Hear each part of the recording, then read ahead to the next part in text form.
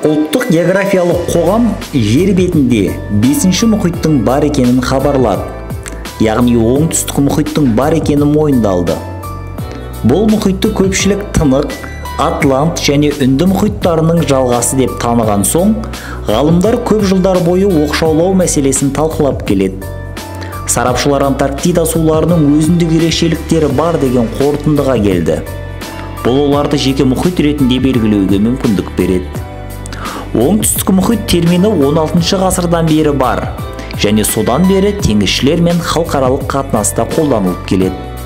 1937 жылы халықаралық гидрографиялық ұйым оңтүстік мұхитты мойындады. Бірақ 1953 жылы ғылыми ортаның қысымымен бұл шешімді жойды. Антарктиданың айналасындағы сулардың бірегей сипаттамалары бар ма? Әлде көрші мұхиттардың жалғасы ма деген сұрақты ғалымдар жылдар бойы талқылап келе жатыр.